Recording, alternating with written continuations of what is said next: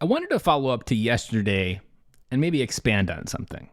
I want to expand on why is it important to stand for something? Most of the men in this world don't stand for anything.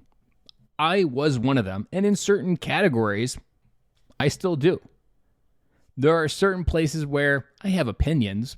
Do I make them public? Do I make a stand publicly about them? No. There are certain places, like fatherhood, where I do. And that's what happened yesterday. Because what we don't think about as men is if we don't know what we stand for, we don't know what we stand against. Let me say that again. If we don't know what we stand for, we don't know what we stand against. And if you don't know either, you're just drifting. You have no direction with where you're going, with the intention of your decisions, with how you design your life, how you show up, what you create for memories. Knowing what you stand for, it's actually really good. But what's more powerful, I would much rather know what I stand against.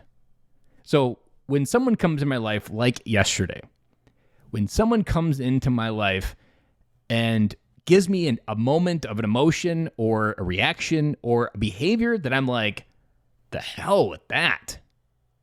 I know exactly who I never will be. When those moments, when you meet coworkers that are just complete asses, jackasses, whatever word you want to tag onto them, it's not so much that you have to learn to live with this jackass. Take notes. Who do you never want to become? What kind of boss do you never want to become? We often have pretty good resumes in some cases, depending on where you work and where your career has taken you. You have a long list of who you never want to be as a manager. You have a long list of that is not how you handle that at work. Because if we don't spend time thinking about what we stand for and stand against and protecting what we stand for when it's threatened, we're often just accepting life as it comes around us, and whatever life happens, we deserve what the consequences are. So it's important to make intention around what you're willing to set your boundaries on, what you want to stand for, where you want to make a stake in the ground and say, I said my piece. There are some times where it's irrelevant when you say your piece. We're in a crazy time where there's so many polarized topics. Those polarized topics, I have opinions on a lot of them. If you ask me, send me a message. I'll tell you any of the topics that I'll tell you about. But they're not topics I'm staking my stand on. This fatherhood is where I am. It's not that I am not important or not focused on those other things, so that I'm just okay letting all that other stuff happen. I take a different approach. I'm always seeking to understand.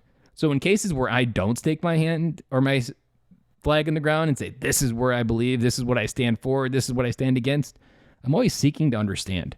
2020 taught me that it's more powerful. Pretty sure I just said that like Tweety Bird from Looney Tunes.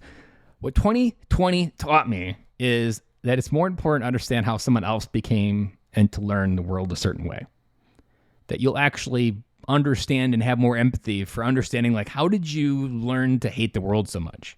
Maybe an example. And that'll often enrich in my view, it'll enhance my view, and allow me to take a stand internally. That in itself creates this exercise of you developing what you stand for. I spend far less time talking about things that I get really excited about or I believe, whether it be Republican, Democrat, anything. I always try to spend more time trying to understand, why do you see the world that way? Because once I can understand how they see it, then I can challenge my own belief and I can try and take best of both worlds. I can evolve my view without ever having to be an asshole that stakes his hand and just argues blatantly, boom, you suck. So this is why it's important. It's a key underlying thread within the concept of being a man in 2022, to understanding where you're going, understanding all the things we talk about in this podcast, understanding what you stand for, and recognizing and not getting like, I have to go back into my closet because someone challenged me and I can't be okay with being challenged. It's okay to be challenged. Like I said, it's a good thing. Because when you do get challenged, that means that you're on a nerve that actually could change the world. So that is my rant. That is my bigger mindset on what is important and why it's important to stand for. And I'll be back again with you guys tomorrow.